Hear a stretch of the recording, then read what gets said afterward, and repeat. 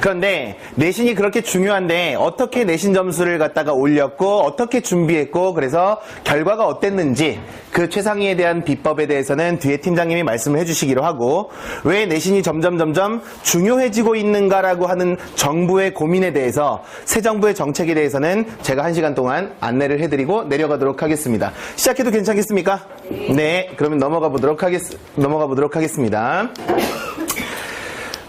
첫 번째로 지금 대학교 입학 전형 자체가 2,000개가 넘는다라고 얘기를 해요. 맞나요?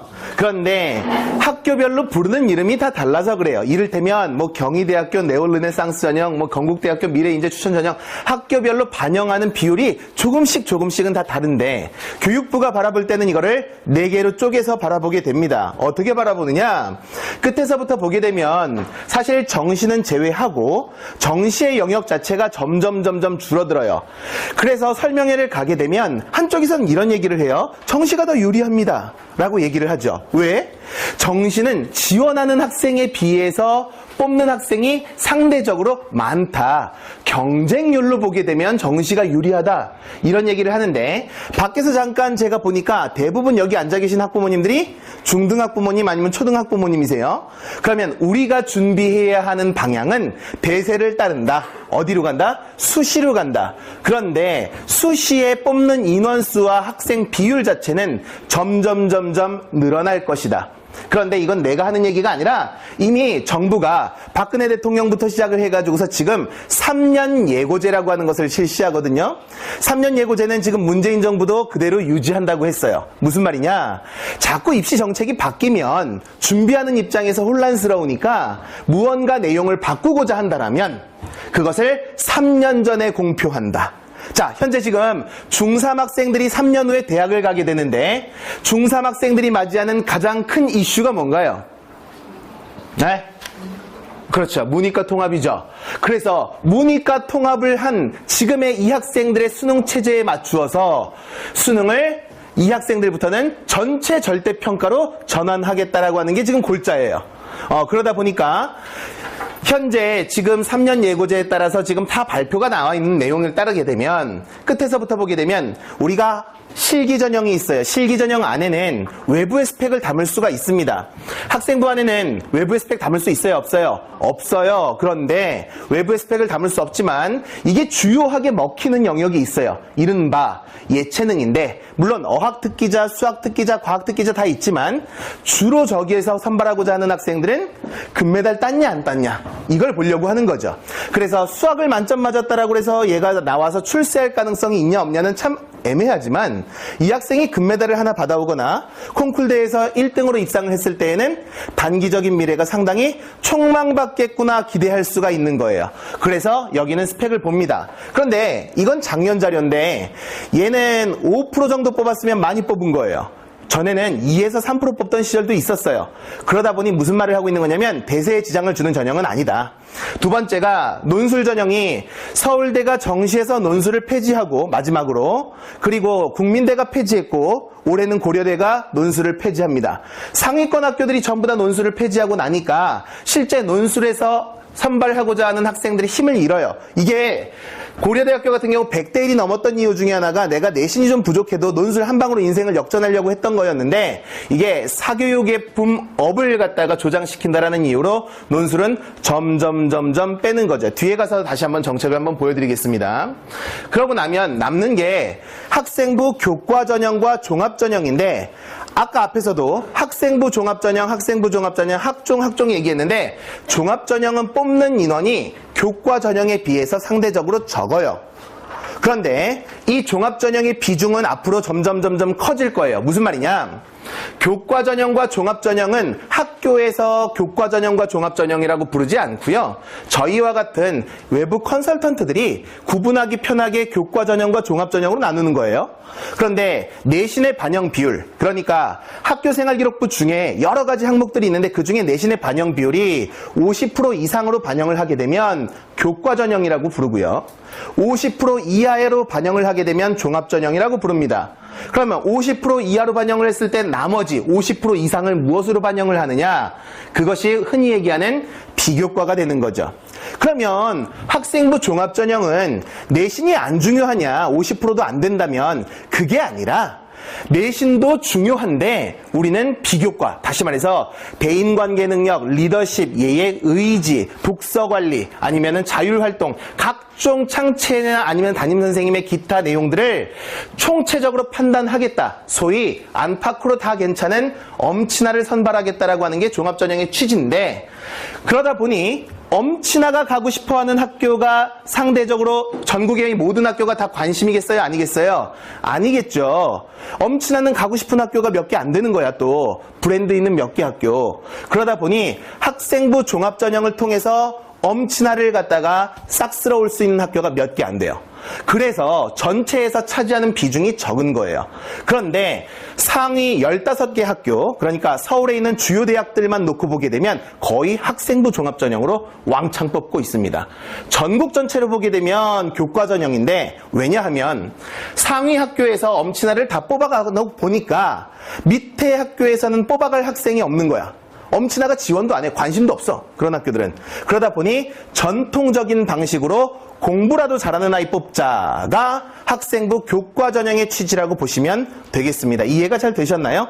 그래서 지금 이 틀은 앞으로도 계속 유지가 될 건데, 지금 박근혜 대통령이 사실 잘한 게 있어요. 예, 그 중에 하나가 교육 입시 정책을 간소화시켰어요. 계속해서 2010년도에 이명박 대통령이 엄청 입학 정책을 갖다가 복잡하게 만들어놨는데, 그 중에 주요 골자, 그러니까 입학 사정관제를 기조로 해서 나머지 것들은 잔가지들은 다 쳤어. 그런데 이 기조가 점점 유지가 되면서 앞으로 논술 전형 자체가 점점 줄어들거나 폐지될 전망이고, 학생부 전형 자체가 점점 강화될 전망이다. 이렇게 보시면 되겠습니다.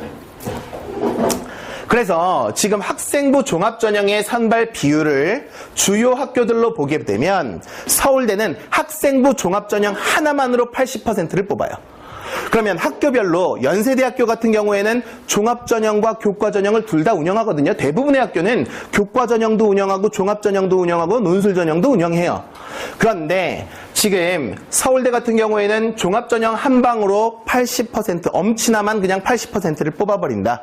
그러면 학생부 종합전형이 작년과 올해를 놓고 비교했을 때 수시전형도 올라갔죠. 뽑는 비중이 올라갔죠. 그런데 전국적으로 보게 되면 73%라고 얘기를 하지만 서울연고대와 같이 주요 학교들만 놓고 보면 80%가 넘어가요.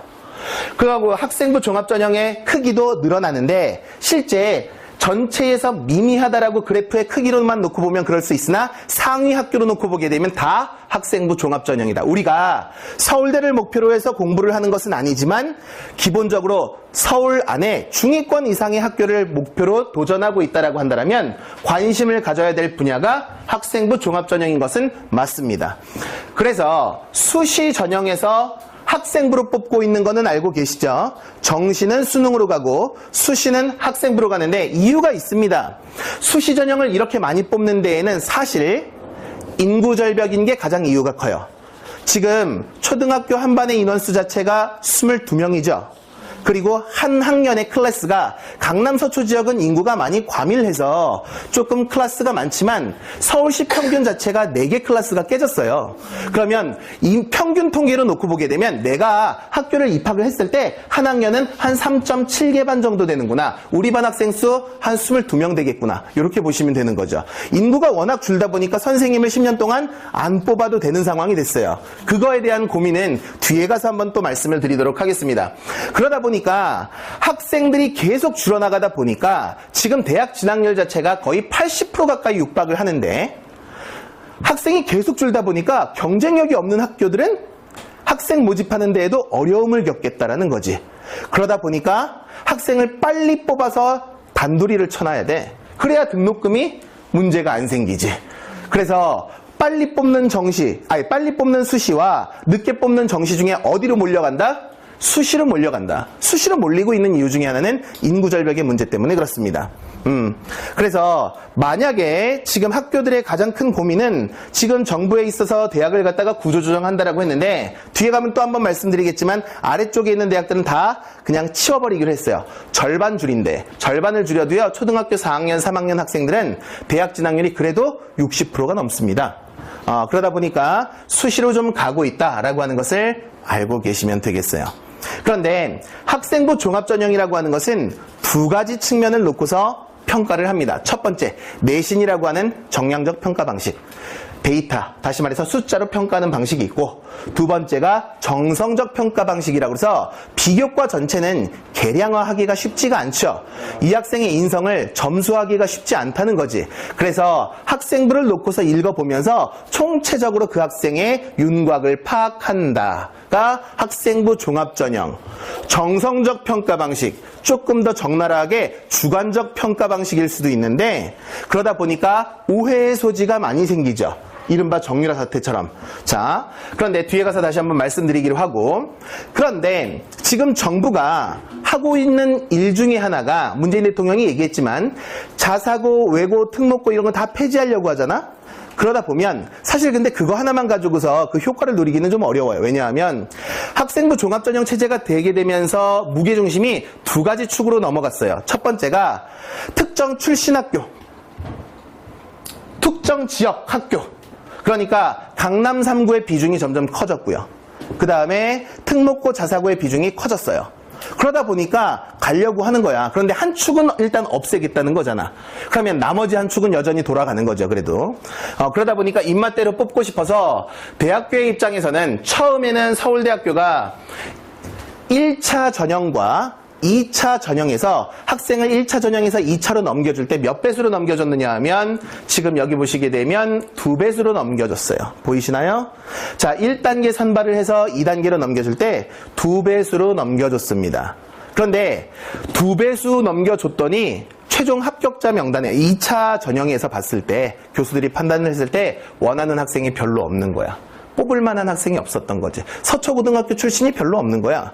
그래서 이런 방법을 해결하기 위해서 어떤 방법을 대학들은 쓰느냐, 서울대를 제외한 나머지 학교들은 전부 다 1단계에서 2단계로 넘겨주는 그 배수를 3배수, 4배수씩 막 늘리기 시작을 합니다.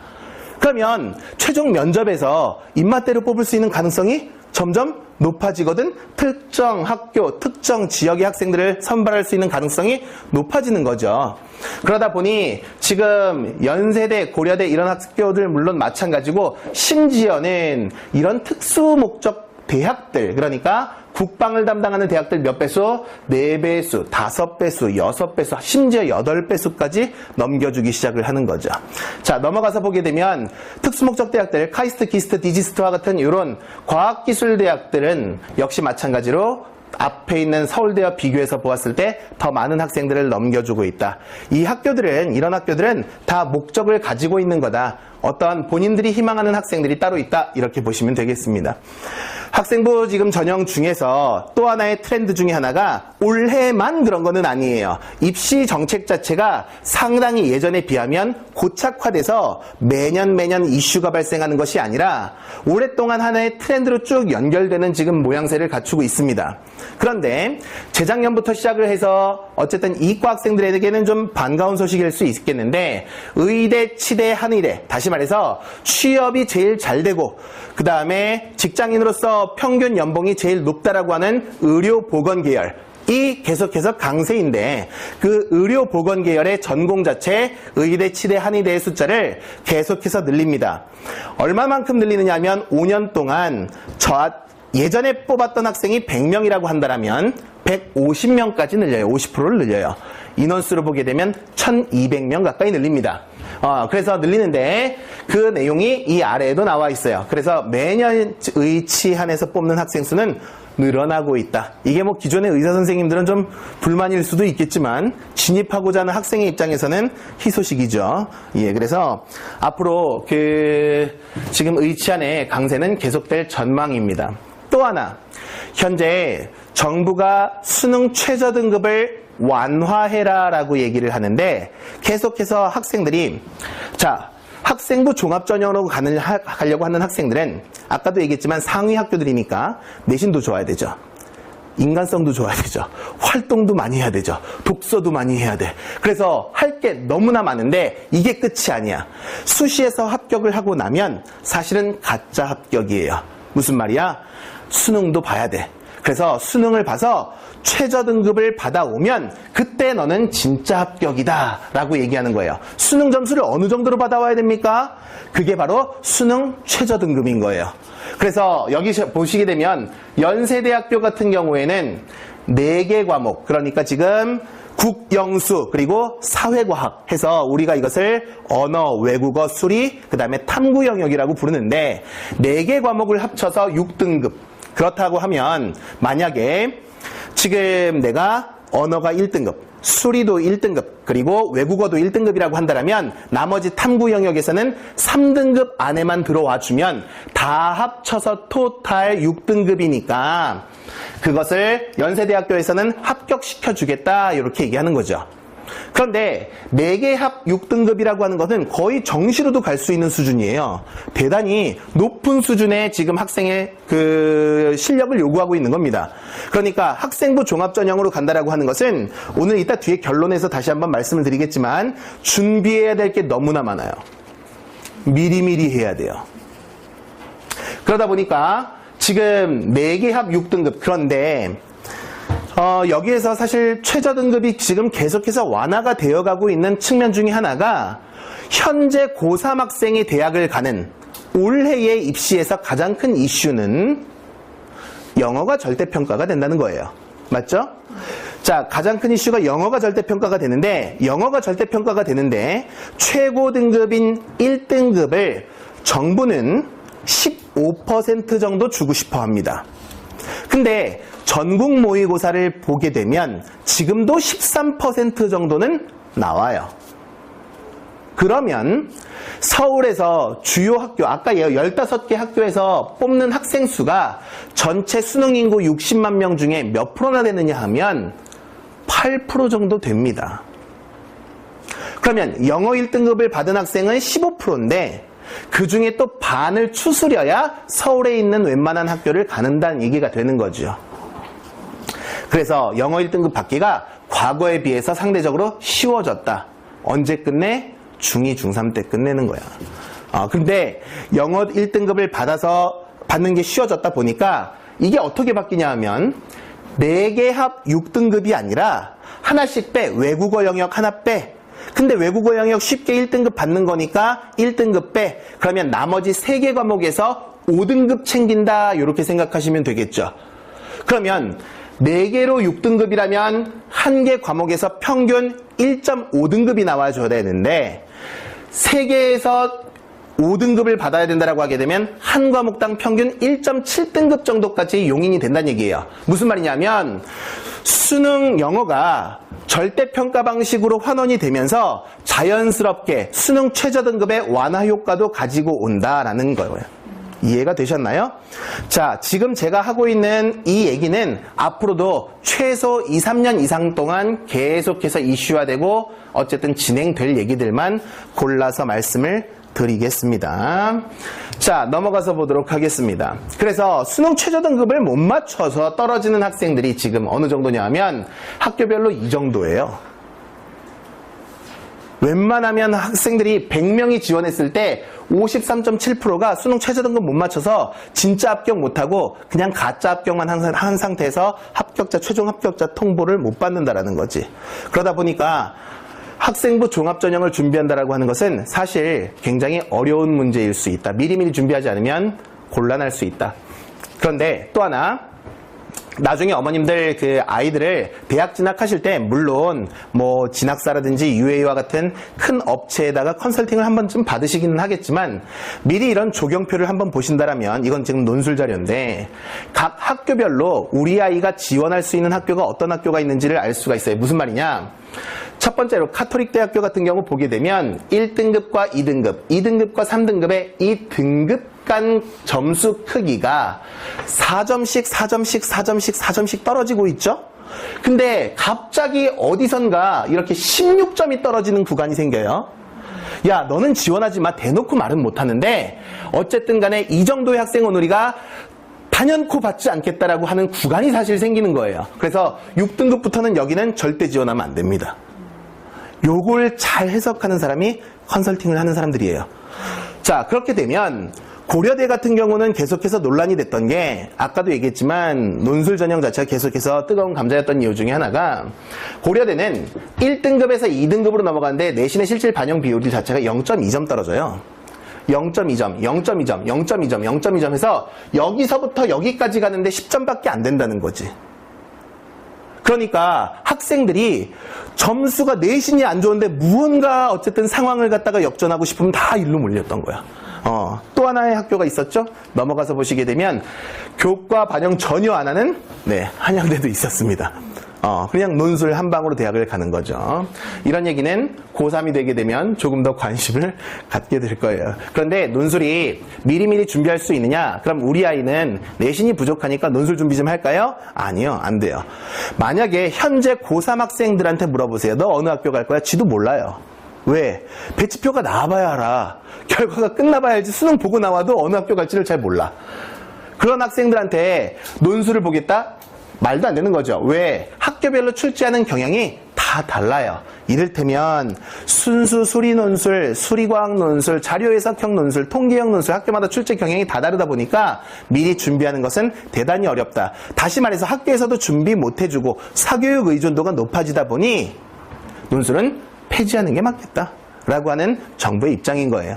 넘어가서 보겠습니다. 그래서 학교에서 지금 이건 교과 전형이고요. 종합 전형이에요. 상위 학교로 갈수록 종합 전형을 선호하기는 하지만 실제 교과 전형은 소위 말해서 내신 한 방으로 경쟁을 하는 거예요. 그러니까 내신 점수 자체가 치열하겠죠.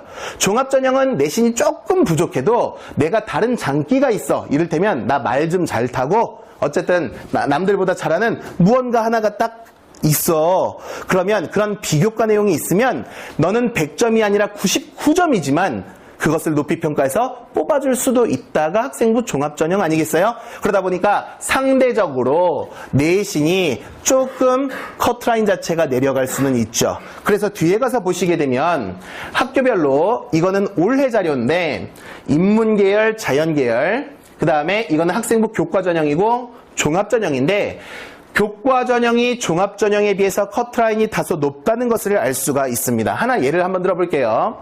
건국대학교 1.24등급 최고등급, 작년에 최저등급이 1.99등급, 평균 등급이 1.42등급인데 종합전형으로 넘어가서 보게 되면 1.24에서 4.7등급도 건국대학교 들어간 사실이 있는 거죠. 그럼 나 4등급인데 건국대학교 가볼까? 안 돼요. 왜냐하면 중요한 건 맨 마지막 등수가 몇 등급이었느냐가 중요한 게 아니라 평균 등급이 몇 등급이냐가 중요한 거죠. 그래서 2.1등급이 넘어가게 되면 사실 지원하기가 조금 애매해지는 상황이 오는 거죠.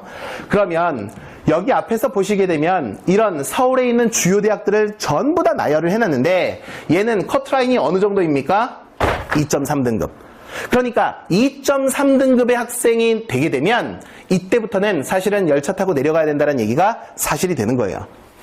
그러니까 2.3등급 안에 못 들어온다 라고 하게 되면 서울에 있는 대학을 지원하기에는 좀 난감하지 않을까라고 말씀을 드리는 거죠. 그러면 넘어가서 보겠습니다. 이건 논술 전형인데 여기 보세요. 논술 전형 같은 경우 단국대학교 5등급도 가는 거고요. 여기 보게 되면 자연계열 같은 경우 동국대학교 5등급도 가는 거예요. 왜? 그냥 내신은 부족하지만 논술 한 방으로 많은 것을 역전할 수 있지 않을까 싶어서. 그러면 학생부 등급 자체가 결국 서울 안에 있는 학교를 들어오려면 2등급이어야 된다. 그러면 2등급은 몇 프로까지? 2등급이 11%까지인 거죠. 맞습니까? 그러면 1등급 4%, 2등급 11% 하게 되면 아까 얘기했던 대로 수능 절대평가 방식에서 영어 최고 등급인 1등급, 다시 말해서 13%, 15%에 들어온다라고 하더라도 그 실력 가지고서 서울에 있는 학교를 모두가 간다라고 보장할 수는 없다. 이렇게 되는 거예요. 근데 사실 영어를 지금 강조하는 것은 아니고요. 앞으로 현재의 중3 학생이 대학교에 들어가는 시점이 되게 되면 그때는 영어뿐만 아니라 모든 과목이 절대평가가 될 거 아니에요. 그렇죠? 올 1등급이 나오지 않으면 사실 서울권은 기대하기가 힘들다. 이렇게 보시면 되는 거죠. 절대평가로 바꾸고 싶어하는 정부의 입장은요, 아이들의 등급 간 경쟁이 치열해지는 걸 싫어해서 그러는 거예요. 스트레스 많이 받고 사교육 의존도가 계속해서 올라가니까. 그래서 등급 간 경쟁이 치열해지는 것을 싫어해서 어쨌든 계속해서 절대평가 방식을 갖다가 선호한다. 그런데 사실 상급 학교의 입장에서는 좋아하지는 않았어요. 대교협의 입장에서 계속해서 그걸 반대했었지. 왜? 누가 누군지를 모르겠다. 서울에 오는 학생들은 다 1등급인데 그러면 서울대를 가는 학생과 서울의 마지막 학교를 가는 학생이 전부 내신 등급이 똑같다라고 한다면 무엇으로 학생을 갖다가 선발하냐라고 해서 내년부터 고려대학교는 100% 면접으로 뽑습니다. 현재의 고3 학생들부터는 100% 면접으로 뽑아요. 우려가 엄청 많대요. 엄청 많대요. 왜냐면 막 그 교우에서 엄청 전화 온대요. 야, 우리 학교에 3등급을 받는다는 게 뭐 말이나 되냐. 뭐 이제 뽑다 보면 그런 학생들도 올 수 있잖아. 뭐 말이나 되냐 뭐 이렇게 얘기하는데 앞으로 미래 인재를 갖다가 선발하는 방식은 단지 국어, 영어, 수학이 100점이냐 아니냐 그것도 물론 중요하겠지만 적정 수준 이상이라고 한다면 그 학생이 가지고 있는 의지와 열정 아니면 그 학생이 탐구하고 있는 뭐 노력했던 그런 각각의 과정들이 훨씬 더 그 학생의 미래를 담보할 수 있겠다라고 판단을 한 거예요. 그러니까 국어, 영어, 수학이 의대를 가느냐 법대를 가느냐는 그 안에서 국영수가 결정을 해주지. 그동안에 결정을 해줬지만 그 안에서 문재인이 되느냐 우병우가 되느냐 아니면 동네 변호사가 되느냐라고 하는 거는 또 다른 문제로 시작이 전환된다라는 거지. 그러다 보면 그 학생이 가지고 있는 캐릭터는 어느 분야를 가든지 간에 관계없이 국영수 외적인 문제로 더 판단을 할 수 있어야 된다라고 하는 것이 대학 당국의 취지가 되겠습니다. 여기서 보시게 되면 앞에서도 말씀드렸지만 서울대학교, 연세대학교, 고려대학교 이런 학교들 학생 수 엄청 많이 뽑아요. 보통 학교들이 서울 벗어나게 되면 한 학년 1000명 뽑기가 쉽지가 않습니다. 그런데 여기서 보게 되면 이런 학교들은 많이 뽑아요. 그런데 뽑는데 이 학교들을 다 합쳐놓고 보면 수능 인구가 현재 고3 학생이 62만 명. 그런데 그 중에서 이걸 다 합쳐보면 대략 5만 1000명 정도 됩니다. 자, 1그룹, 2그룹, 3그룹, 4그룹 다 합쳐서 5만 1000명 정도 되는데 그러면 62만 명 중에서 5만 1000명에 해당하는 그 비율은 어느 정도냐? 8%. 그러니까 8% 안에는 반드시 들어줘야겠다. 그러면 얘네가 주로 뭘로 뽑느냐? 여기는 전판 지금 여기서 보시는 학교는 거의 학생부 종합전형으로 뽑아요. 그런데 학생부 종합전형으로 뽑는데 학생부가 가지고 있는 가장 큰 취약점 중에 하나가 패자부활이 불가능합니다. 무슨 말이야? 수능이나 본고사, 수능 보셨어요? 학력고사? 곤란한 질문인가요? 네. 그래서 수능이나 학력고사 같은 경우는 볼 때마다 점수가 업앤다운이 가능하죠. 일회용 점수예요. 그러다 보니까 올해 내가 만족스럽지 못한다면 내년에 다시 보면 되는 거예요. 그런데 내신이라고 하는 것은 죽을 때까지 쫓아다니기 때문에 한 번 박힌 내신은 절대 교정이 안 된다. 예전에 학생이 이런 얘기를 해요. 선생님, 저는요 고1, 고2 때 엄청 놀았어요. 그런데 열심히 남들보다 10배, 20배 노력했어요. 그래서 서울대학 가겠습니다. 어떻게 갈래? 제가 본고사 다 맞고 서울대학교 가겠습니다. 그래서 수능 다 맞거나 본고사 다 맞으면 서울대 가는 거야. 그런데 요즘에는 선생님 제가 고1, 고2 때 엄청 놀았지만 고3 때 남들보다 10배, 20배 노력을 했어요. 서울대 가려고요. 너는 죽어도 못 가. 그것도 평생. 뭐 다시 태어나는 게 더 빨라요. 근데 사실은 뭐 저처럼 이제 나이가 들면 뭐 이제 검정고시로 이제 환산을 해가지고서 뭐 이렇게 가는 방법도 있지만 적어도 졸업하고 5년까지는 끝난 겁니다. 그래서 내신의 중요성은 아까도 말씀드린 대로 공교육 정상화에는 대단히 도움을 주긴 했지만 학생들의 패자부활의 기회는 실수를 용납하지 않고 패자부활의 기회를 박탈했다라고 하는 측면에 있어서는 대단히 무시무시한 정책 중에 하나가 되겠습니다.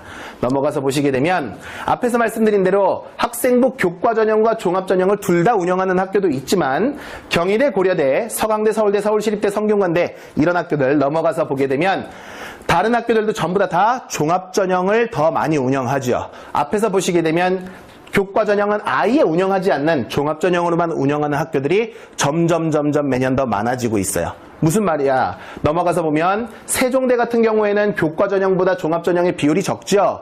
스스로가 뭐라고 얘기하냐면 저희는 넘치나로 100% 못 채워요. 그걸로 등록금 다 못 채웁니다. 저희 그 정도 학교 아니거든요. 스스로 인정하는 거야. 이 모집 전형 자체만 잘 들여다봐도 아, 이 학교의 포지셔닝이 어디쯤에 위치하는구나라고 하는 것을 알 수가 있는 거예요. 사실은 엄친아 뽑고 싶지. 근데 생각보다 엄친아가 많지는 않거든. 동네에 엄친아 하나씩만 있어도 뭐 한 학교에 엄친아 몇 명이나 있어요. 별로 없잖아. 그래서 그 학생들을 전부 다 모집할 수 있느냐 없느냐라고 하는 것은 학교 브랜드의 차이가 있을 수 있겠다. 앞에서 말씀드린 대로 전국적으로 놓고 보면 파란색 그래프 교과 전형이 높지만 주요 상위 학교 15개 학교로 놓고 보게 되면 빨간색 그래프 압도적으로 교과 전형보다 종합 전형의 비율이 압도적으로 높다. 이렇게 보시면 되겠습니다. 그래서 논술 전형은 현재의 고3이 아니라고 한다면 그냥 잊으셔도 좋고요. 전공적성 검사는 그냥 다 없어졌어요. 그것도 그냥 버리시면 됩니다. 전공적성 검사 작년에 제일 알만한 학교가 고려대학교 세종캠퍼스, 홍익대학교 세종캠퍼스였어요. 나머지는 그 아래 학교들이었고. 그러다 보니 전공적성 검사는 잊으셔도 좋고, 그리고 논술이라고 하는 것은 점점 줄어들고 있다라고 보시면 되겠습니다.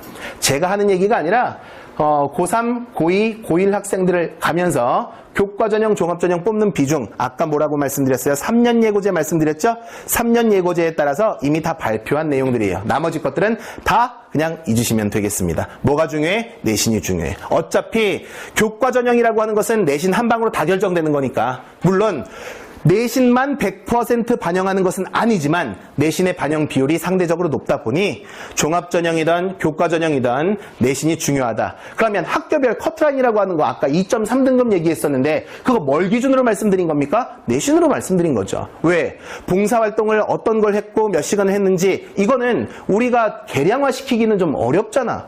가장 계량화시키기 만만한 게 바로 내신이다 보니 내신으로 평가하다 보면 2등급 넘어가면 합격한 학생들이 거의 없어진다는 거지. 그렇게 보시면 되겠습니다.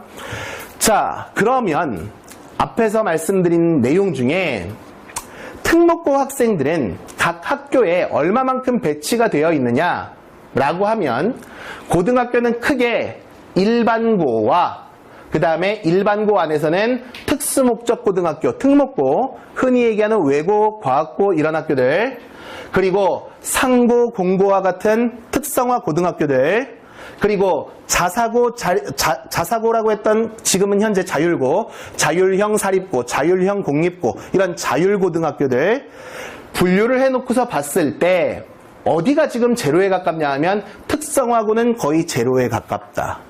맞죠? 특성화고등학교, 다시 말해서 실업계고등학교 출신 학생들이 상위 학교에 가는 경우는 많지 않았다. 그러면 이걸 제외하고 우리가 관심 있어 하는 고등학교가 특목고와 자사고, 자율고등학교인데 요 두 개를 합친 것과 일반 인문계 고등학교를 갖다가 생각했을 때 비율이 서울대학교 50%가 일반 고등학교 출신이에요. 그럼 나머지 50%는 특목 자사고 출신이라는 얘기가 되는 거예요. 자, 고려대학교도 54%, 연세대학교도 51%. 그러면 절반은 일반 인문계 학교에서 오고 절반은 특목 자사고에서 온다. 그러다 보니 야, 특목 자사고에서 몇 개 되지도 않은 특목 자사고에서 상위 학교를 다 쓸어가면 야, 차라리 없애. 라고 하는 게 정부의 입장이라고. 근데 이건 2015년도 얘기였고 작년에 2016년도에도 역시 마찬가지로 서울대학교 거의 50%, 고려대 50%, 연세대학교 50%, 서울시립대 같은 경우에는 심지어 거의 70%나 특목 자사고 출신들이 점령을 했다라고 보시면 되겠습니다. 그래서 특목 자사고가 없어질 거냐 안 없어질 거냐라고 하는 논란에 그럼 우리 아이는 가야 됩니까 안 가야 됩니까 라고 하는 걸 궁금해하실 텐데 그건 뒤에 가서 말씀드리도록 할게요. 지금 현재 전국 단위의 자사고는 어떻게 가느냐 하면 안하고 외대부고 민사고 해가지고서 10개의 고등학교가 있어요. 지금 가장 이 중에 핫한 학교는 뭐냐? 망가지고 있어서 천안의 북일고, 한화그룹이 운영하는 천안북일고는 왜 학생들이 가고 싶었냐면 저긴 10개 반 중에 1개 반이 국제반이에요. 사실 나머지 9개 반 가려고 가는 게 아니라 그 국제반 하나 때문에 천안북일고였는데 그거 폐지한다라고 해가지고서 지금 논란의 여지가 있고, 어쨌든 여기 있는 학교들은 대부분 다 박근혜 대통령이 입학 전형을 통일시켜놨죠. 내신 환산을 절대평가제로 바꿔놨어요. 절대평가제로 바꿔놓고 내신의 반영 학기가 4개 학기예요. 그게 1학년 2학기, 2학년 1학기, 2학기, 3학년 1학기까지인 학교도 있고 아니면 2학년 1학기부터 시작해서 3학년 2학기까지인 학교도 있는데 이 중에 B가 두 개인 학생은 갈 수 있는 학교가 있지만 B가 3, 4개인데도 불구하고 갈 수 있는 학교는 없습니다. 상산고등학교 같은 경우에는 내신 커트라인이 400점 만점 중에 400점이었고요. 용인외고 같은 경우에는 50점 만점 중에 50점이었어요. 무슨 말이야? 그냥 4개 학기가 올 A였다는 얘기예요. 그러니까 만약에 거기에서 그래서 자유학기제에 대해서 제가 약간 그 의구심을 갖는 게 평가 방식을 바꾸어 준 게 아니라 평가하는 그 시점을 유보시킨 거야. 중1 때 놀자. 뭐 놀자는 아니지. 직업 탐구하고 뭐 자벌도 가고 뭐 키자니아 가보자. 뭐 이런 거잖아. 그래서 그 중1 때를 갖다가 어쨌든 간에 잡아두고 나서 중2로 넘겨놓다 보니까 중1 학부모님들이 어떤 생각을 갖고 있냐면 원래 학원에 제일 많이 등록하러 오는 학생이 몇 학년이에요? 중1이죠? 고1하고. 제일 많이 나가는 학생은 중1과 고1이에요. 다 성적 때문인 거죠. 저기서 떨어져서 일로 오는 거고 여기서 떨어져서 절로 가는 거 그런 거예요. 그런데 이게 중1 때 시험을 봤다라면 아이가 국어가 부족한지 수학이 부족한지 어쨌든 그 데이터가 나오면 1년 동안 주물러서 2학년 1학기, 다시 말해서 입시에 반영되는 성적 자체인 2학년 1학기부터 본격적으로 잘 할 수 있도록 주무를 수 있는 시간이 있는데 1학년 데이터가 하나도 없이 2학년 때 처음에 B 하나 딱 떠버리면 거기서 끝난 거라고. 그러니까 특목고를 간다, 자사고를 간다라고 하는 거는 2학년 때 성적이부터 굉장히 중요한데 그 성적 자체를 평가할 수 있는 시간을 1학년부터 만들어줬어야 준비를 할 수 있었다. 혹여 자유학기제라고 해서 탱탱 놀 것이 아니라 옆에 학원이나 뭐 이 학원 뭐 최상위 와가지고서 테스트 봐가지고서 아 우리 아이 학교에서 내신 점수 받았다라면 몇 점이나 되었겠구나라고 하는 것을 판단할 필요가 있다. 왜? 그거 피해갈 수 있는 방법은 없으니까. 그래서 전체 학교들 중에 하나고 같은 경우에는 지우개 전형이라고 해서 2개 지워줍니다. 4개 학기 전체 중에서 2과목을 지워준다고. 그러니까 C가 있든 B가 있든 다 지워줘요. 근데 막 C나 D가 막 3개, 4개씩 있으면 이제 곤란한 거죠. 합격자 중에 지우개를 사용한 학생이 20% 정도 된다고 합니다. 그리고 아까 얘기했던 천안북 1고 같은 경우에는 B가 2개까지 있어도 내신 환산 점수는 만점으로 나옵니다. 그래서 그렇게 조금 불리한 부분이 있다라고 하더라도 커버할 수 있는 학교들이 있는데 그냥 통틀어서 편하게 생각하시면 4개 학기 전체 올 A라고 보시면 되겠습니다.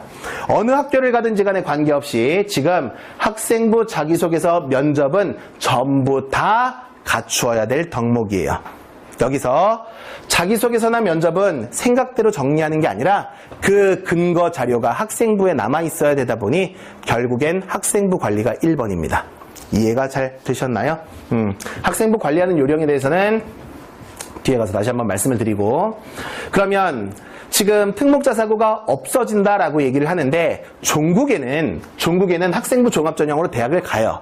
근데 지금 고등학교 입학 전형을 자기주도 학습 전형이라고 부르는데 이름만 다르지 사실 실질적인 내용이 완전히 똑같아. 전형 단계에서부터 전형 방식, 제출해야 되는 서류, 심지어 자기소개서에 질문하는 그 질문 내용들까지 완전히 똑같다 보니 특목고 자사고 한번 지원해 보세요를 저는 많이 권하기는 합니다. 왜? 예행 연습하라고. 합격하라는 얘기가 아니라 예행 연습 한번 해보라고.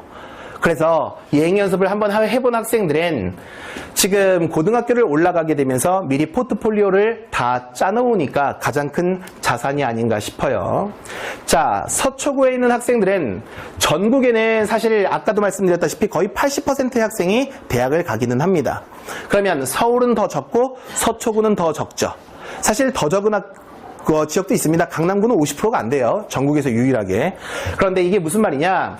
4년제, 그 다음에 전문대, 해외로 간 학생을 싸잡아서 진학률이라고 놓고 본다라면 여기는 지금 특목고, 뒤에 넘어가게 되면 서초구에 있는 일반 인문계 고등학교들 다 정리를 해왔는데 앞에 있는 학교와 뒤에 있는 학교의 가장 큰 차이점은 사실은 여기는 2, 3년제가 제로라는 거예요. 그러니까 전문대, 잘 나가는 전문대도 관심은 없다. 뭐 이렇게 보시면 되겠죠. 뭐 동아방송 전문대, 철도대 뭐 이런 학교들, 웬만한 4년제보다 커트라인 높은 전문대들 관심 없다.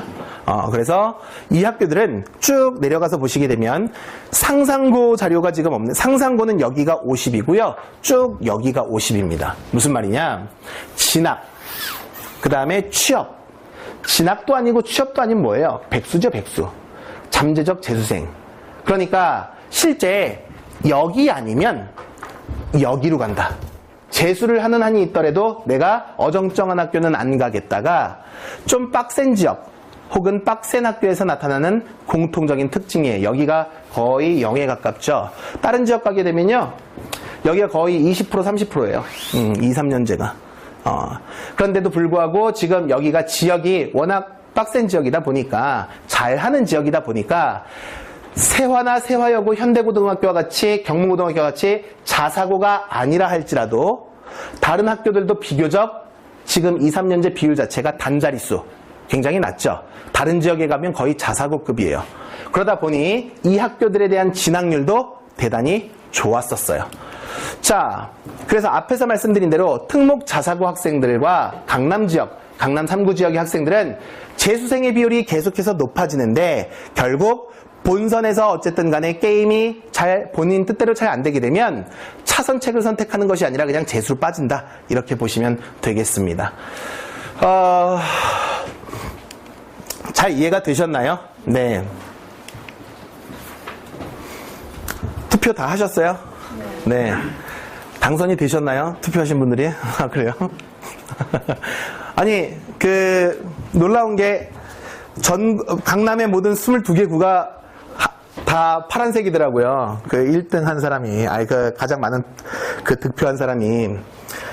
그런데, 이거 코딩 수업 아닌데 잘못됐어요. 깨졌네. 대선 후보들이 누가 됐든 교육적인 의미에서 봤을 때에는 대동소이합니다. 홍준표 대통령만 아니라면. 사실 사교육하는 사람들의 입장에서는 그렇지 않아도 애들이 급감을 해서 학원들이 굉장히 어려운 이때에 자꾸 무언가 사교육 대응 정책을 갖다가 내놓으면 더 이중고가 생길 텐데 홍준표만 어쨌든 간에 별 얘기가 없었어요. 별 얘기가 없었어요. EBS 콘텐츠 보강 뭐 지금 하고 있는 얘기고요. 그 다음에 저소득층 어쨌든 간에 금액을 갖다가 지원하겠다. 그 다음에 학제 개편으로 공교육 강화하겠다라고 하는데 이 얘기가 무슨 얘기인지 모르겠어요. 다시 말해서 어쨌든 자문단 중에 교육 정책을 담당하는 자문단이 상당히 빈약했구나라고 하는 것을 알 수가 있겠고요. 워낙 뒤에 나오셔서 그런지 모르겠지만 나머지 4개의 후보들은 학생부 교과 전형, 학생부 종합 전형, 정시로 가는 수능, 지금 앞에서 다 공부하셨죠? 요걸로 전부 다 단순화시키겠다라고 하는 것이 모든 사람들이 다 공통된 특징이에요. 그러니까 누가 되었든지 간에 관계없이 아까 얘기했던 대로 논술 전형이 폐지가 되고 적성 검사 없어지고 실기 전형 지금보다 더 활성화되지 않을 것이고 정시는 축소되고 학생부 강화될 것이다. 그런데 여기에 각 캠프에 사실 자문단들이 여러 계층에서 지금 구성되어서 조직이 되었겠지만 일선에 계신 학교 선생님들의 조직들, 뭐 좋은 교사 운동 모임 뭐 이런 등등의 학교 선생님들이 모여있는 그 조직들이 많이 참여를 했어요.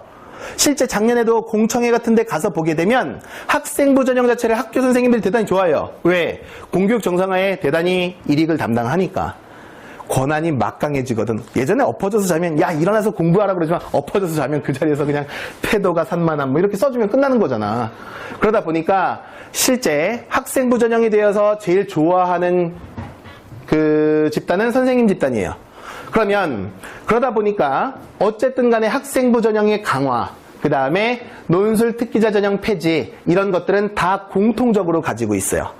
그래서 이게 뭐 진보냐 보수냐를 떠나서 내용적으로 보면 누가 실천 의지가 더 있느냐 없느냐의 문제일 순 있어도 내게 더 좋고 니께 조금 덜 후지고 뭐 이런 거는 전혀 그렇지 않다라고 보시면 되겠습니다. 하나씩 넘어가면서 짚어보도록 하겠습니다.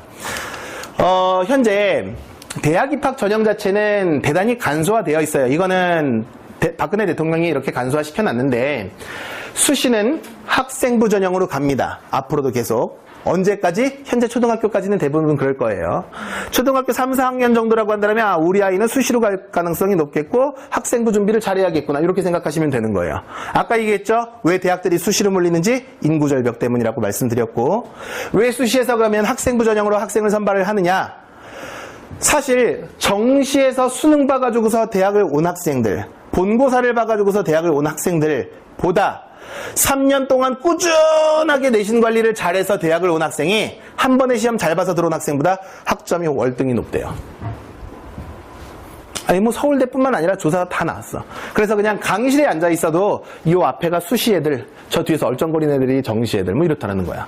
그럼 뭐 대학교 가도 요즘에 뭐 성골진골 막 따지고 뭐 그러잖아. 너 어느 학교 출신이야? 너 수시 출신이야? 정시 출신이야? 뭐 이거 갖고 엄청 또 따진대 애들이. 그래서 나름 수시 출신이 조금 더 어깨를 피고 다닌다. 뭐 이런 얘기를 하는데 어쨌든 수시가 지금 학생부 전형으로 가고 있어요.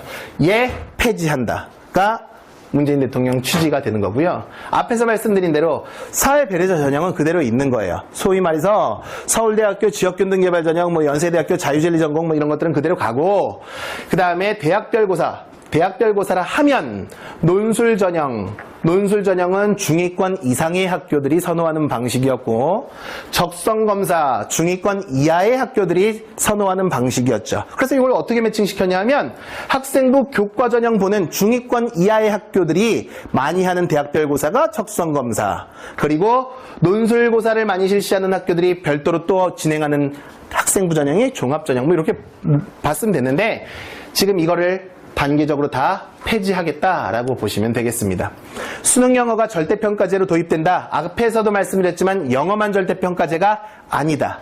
현재 중학교 3학년 학생들, 그러니까 문과와 이과가 통폐합되는 학생들부터 새로운 시험체제가 진행이 되어야 되는데 여기에 보조를 맞추어 가지고서 수학이든 언어든 모든 과목들을 다 절대평가화 하겠다. 그러면 이 얘기가 무슨 말이냐면 앞에서 수능을 절대평가한다라는 얘기가 자격고사화 하겠다. 아, 너 수학 능력이 있어. 대학교 와서 강의 들을 수 있는 수준 돼.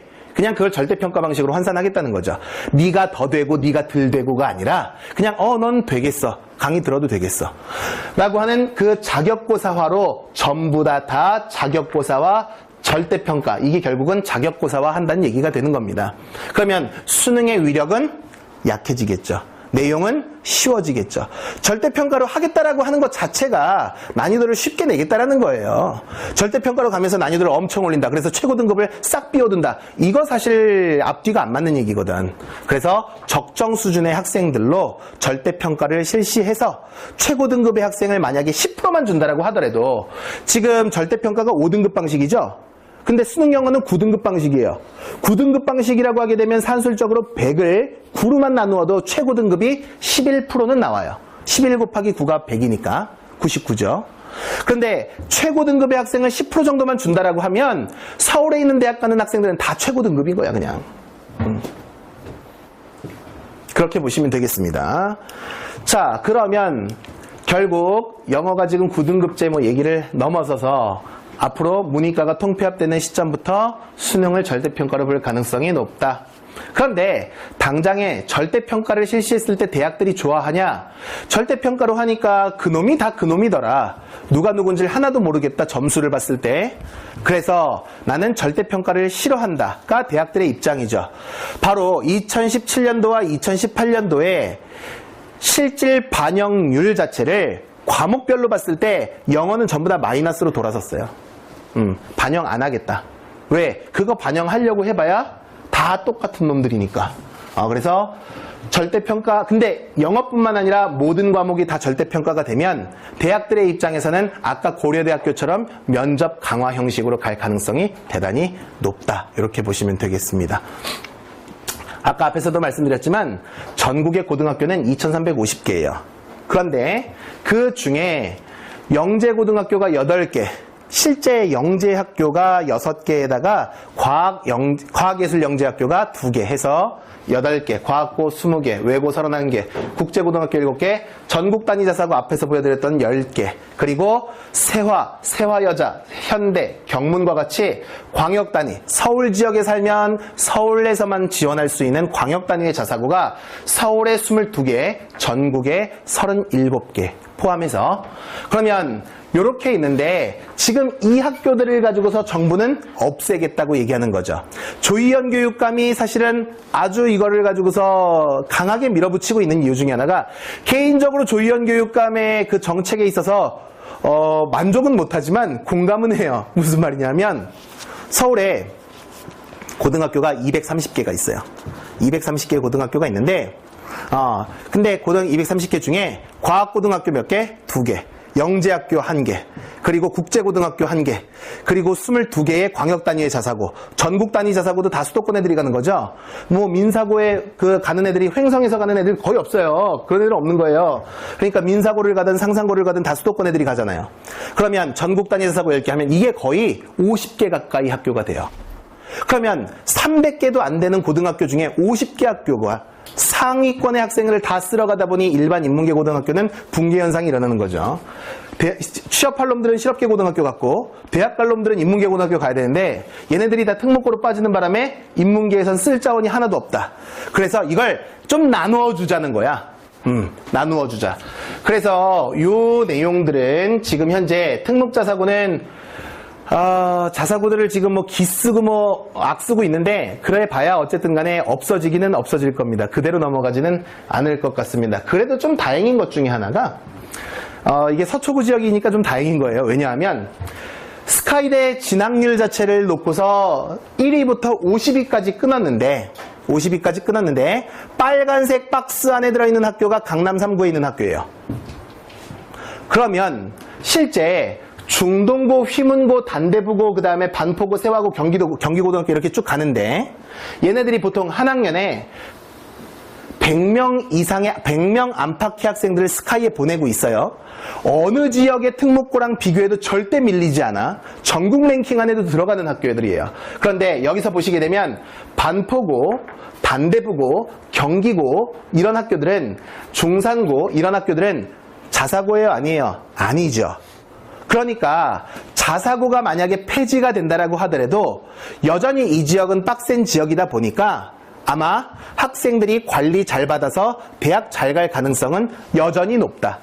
그러니까 자사고를 만약에 희망하는 학생들 중에 이 지역에는 특히 외고 가려고 하는 학생이 별로 없어요.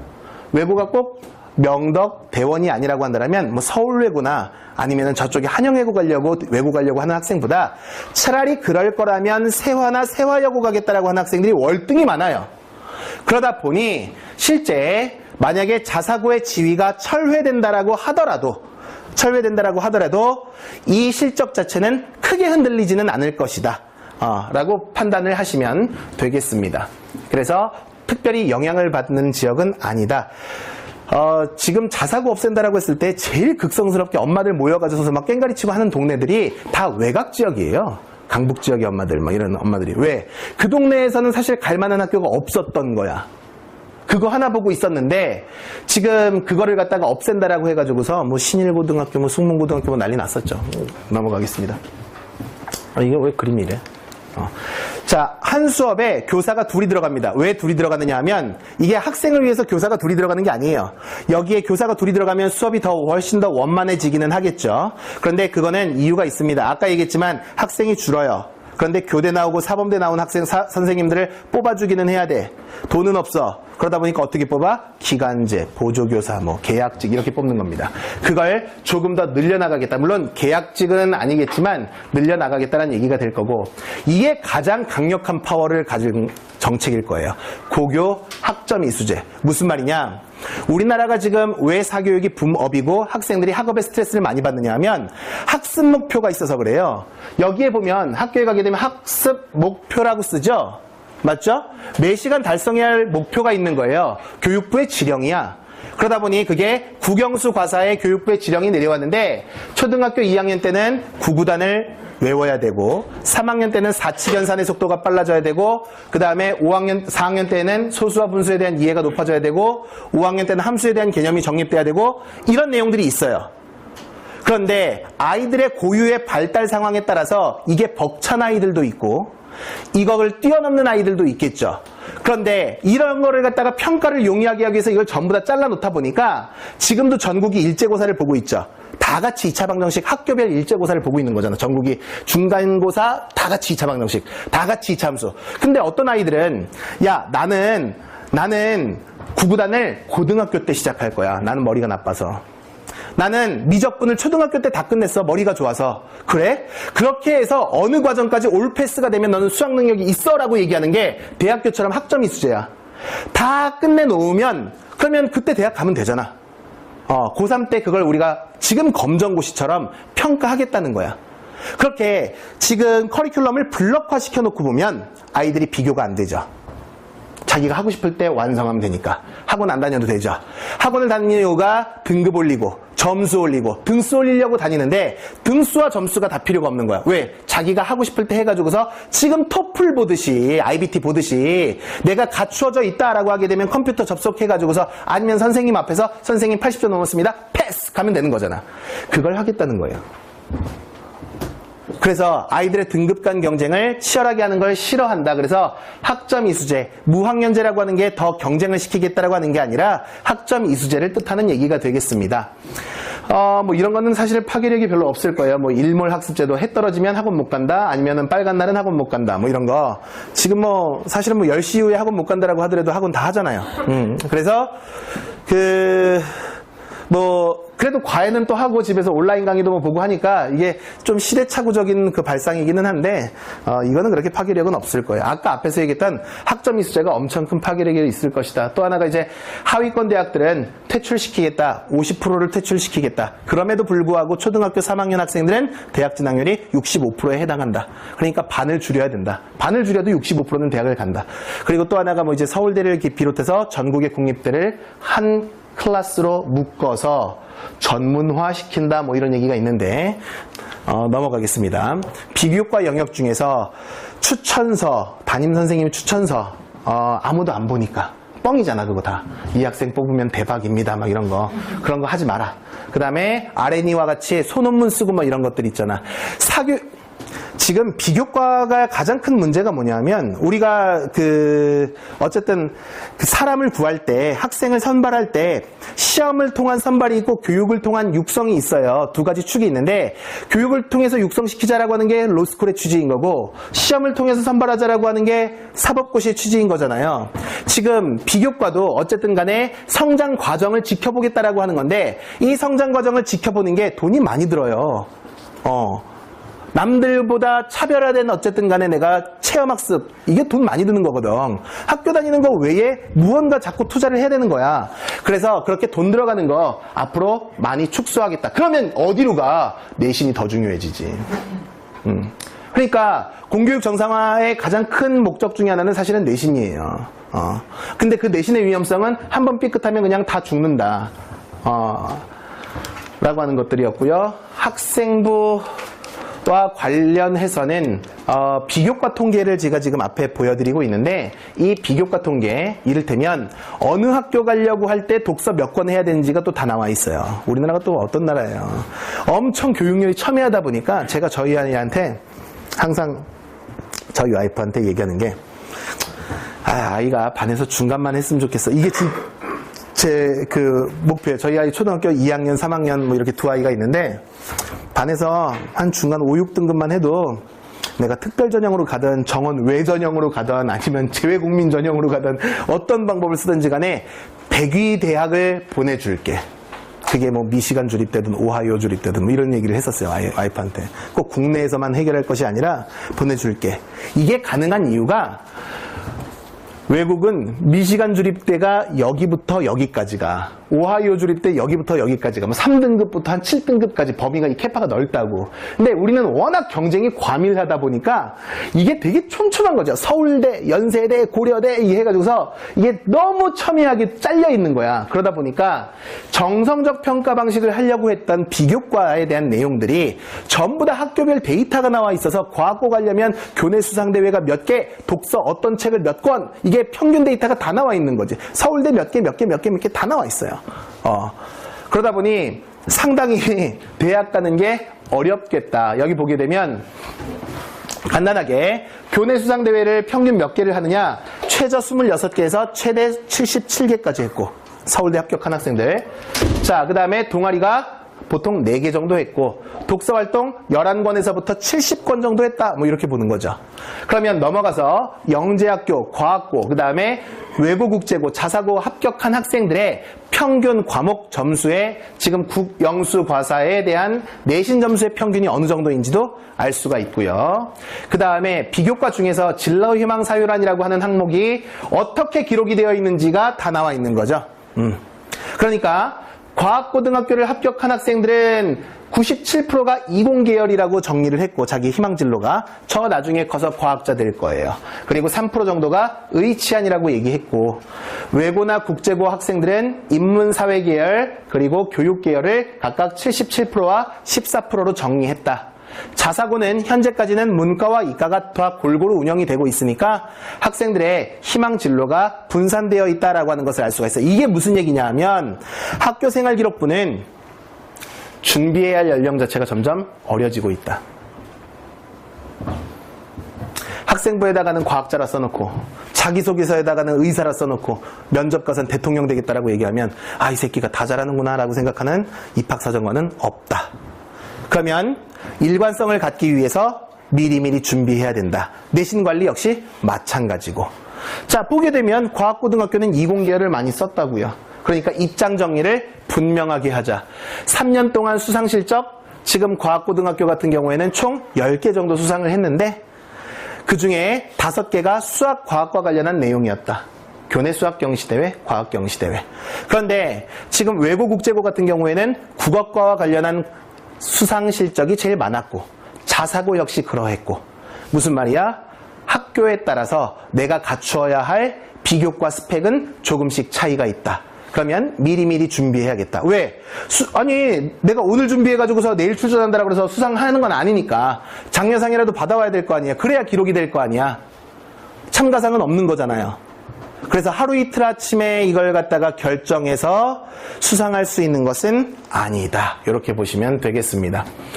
그러면 뭐 학급 임원을 했느냐 안 했느냐, 뭐 몇 번 했느냐, 그 다음에 동아리 개수는 몇 개였느냐, 봉사 시간은 몇 시간이었느냐, 독서 활동은 몇 권을 했느냐라고 보시게 되면 독서가 과학고등학교, 외고, 자사고 전부 한 학년에 8, 9권씩은 했다는 거죠. 맞죠? 그런데 과학고등학교나 영재고등학교는 지금 제일 많이 읽은 책이 빨간색 그래프예요. 수학 또는 과학과 관련한 책들이었고요. 외고나 국제고는 파란색 그래프, 자사고 또한 파란색 그래프. 어느 과목? 국어 과목이었죠. 인문, 사회, 철학 이런 책들을 더 많이 읽었구나라고 하는 것을 알 수가 있어요. 그러니까 학교별로 어쨌든 그 특징과 내용이 선명하게 구분이 된다라고 하는 것을 알 수가 있어요. 그러면 3년 동안 총 9, 3, 27, 27권을 읽었다라고 하는 거니까 우리는 집에 가서 독서를 한 달에 한 권. 그러면 3년 동안 36권. 원서를 제출하게 되는 3학년 2학기 걸 뺀다고 하더라도 30권. 이렇게 되는 거죠.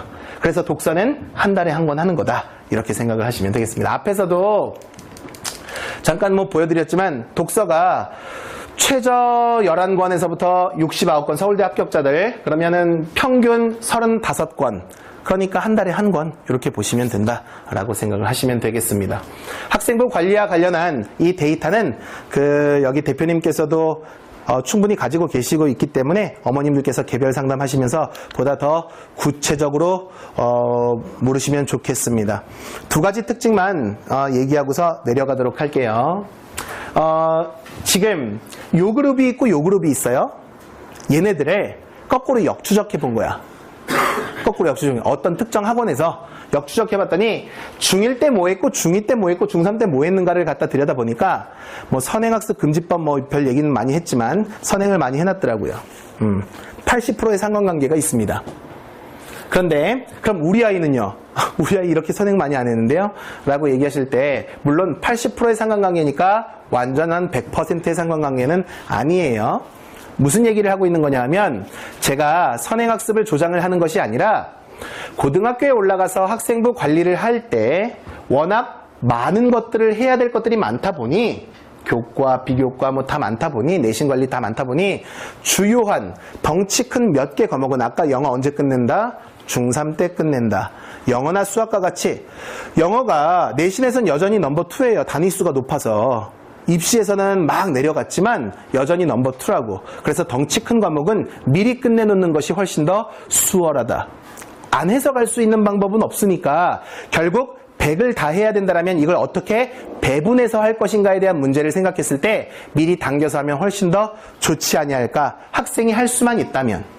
그래서 어쨌든 평소에 많이 해두고 지금 벌써 이제 기말고사 조금 있으면 들어가는데 끝나면 바로 여름방학인데 그 여름방학에 대한 그 학습 계획서는 조금씩 준비를 해두시면 좋겠습니다. 두 번째가 아까 면접 대비 자기소개서 말씀을 갖다가 드렸는데 지금 여기 계신 분이 아까 한 분 빼고는 다 고등학교 입시를 준비하고 계시는 분들이더라고요. 지금 중학교 2학년, 3학년 학부모님들인데 써봐라. 그런데 질문하는 내용 자체, 공통 질문 자체는 이미 다 나와 있어요. 무슨 말이냐면 자기 인성과 관련한 에피소드, 과거에 학습했던 내용, 앞으로의 학습 계획, 지원하게 된 동기, 이 4가지 범주 안에서만 물어보게 되어 있다 보니까 기출문제만 가지고서 달달달달달 복습하게 되면 합격의 가능성은 계속해서 올라간다. 왜? 누구나 다 처음 듣는 질문은 당황할 수 있지만 이미 충분히 숙지한 내용에 대해서 복습하고 어쨌든 면접관 앞에 간다라면 그 대답은 굉장히 유창하게 잘 정리가 될 것이다. 그래서 만약에 특목고 자사고를 가려고 하는 학생들은 여름방학 이후부터 대표님하고 상의하셔서 자기소개서 또 면접 대비반 진행하시게 되면 이거 하고 나면 실제 그 심층 면접이 없는 학교, 이를테면 세화라든지 현대라든지 뭐 근처의 광역 단위의 자사고 같은 경우는 공통 질문에 한해서 학생들 면접을 진행을 하기 때문에 여기에 진행을 할 때 만약에 준비한 학생들은 거의 떨어지는 경우가 없습니다. 거의 없는 게 아니라 아예 없어요. 1.5배수로 추첨을 해놓은 상태에서 나머지 0.5를 면접으로 빼는데 이 면접에서 빠지는 학생들은 준비 안 한 학생들. 그래서 기출문제만 열심히 달달달달 복습해도 충분히 효과를 볼 수 있겠다. 그래서 오늘 제가 말씀드린 것 3가지. 첫 번째, 내신 관리 잘 하자. 두 번째, 주요한 과목인 수학과 같은 경우에는 미리 좀 땡겨서 해놓으면 고등학교 때 수월하다. 세 번째가 진학과 관련해서 어차피 자기소개서나 면접을 고등학교 갈 때 안 써먹는다 하더라도 학생부 종합전형을 통해서 써먹게 되니 미리 한번 예행 연습하는 차원에서 여름방학 때부터 한 번쯤은 관리하는 것도 도움이 되겠다. 3가지 말씀드리고서 여기까지 제 시간 모두 마무리하도록 하겠습니다. 감사합니다.